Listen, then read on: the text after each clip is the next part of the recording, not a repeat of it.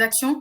Qu'est-ce qui fait une bonne campagne marketing aujourd'hui? C'est l'objectif qu'on se donne derrière, qui soit bien chiffré et délimité dans le temps, mais c'est également de définir un bon ciblage.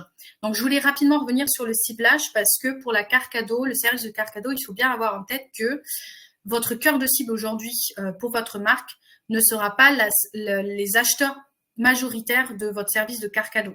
Donc, bien sûr, ils peuvent acheter une carte cadeau pour recommander une marque qu'ils adorent, mais à leur entourage. Mais les acheteurs principaux de carte cadeau, ça va être l'entourage justement de votre cœur de cible. Donc, ça va être l'entourage familial, amical, professionnel de votre cœur de cible. Et dans cet entourage-là, on a 4 typologies de clients qu'on a déterminées au sein de Buybox.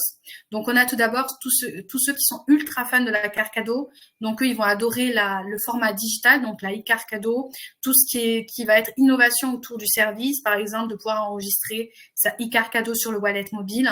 Ils vont aussi accorder beaucoup d'importance à tout ce qui est l'aspect émotionnel des cartes cadeaux et l'aspect visuel. Donc, pour eux, il va être important de retrouver des visuels dédiés sur le temps fort de la fête des mères, tout en y retrouvant, bien sûr, l'univers de votre marque. Ensuite, on a les pragmatiques. Donc, eux, ils vont voir la carte cadeau comme un cadeau avant tout pratique, rapide à commander, rapide à donner, qui fait 100% plaisir. Donc, c'est plutôt un cadeau pour eux pratique. Ensuite, on a les indécis. Donc, eux, ça va être des personnes qui vont hésiter entre plusieurs produits à cause de la taille, de la couleur, de la matière. Ils vont pas être certains. Du coup, ils vont se dire, bon, eh bien, on va prendre une alternative qui est la carte cadeau et qui est un cadeau qui fait 100% plaisir.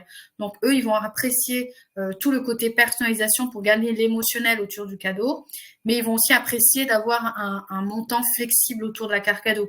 Par exemple, s'ils ont hésité entre 2 produits à 42 €, ils veulent pouvoir acheter une carte cadeau de 42 € pour laisser le choix au destinataire de pouvoir choisir entre les 2 produits, par exemple.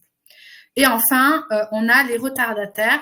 Les retardataires, c'est ceux qui vont se prendre 3 jours ou le jour même pour acheter un cadeau et ils vont avoir l'alternative idéale de la e-carte cadeau, qui est un des seuls cadeaux qui finalement est garanti avant le jour J.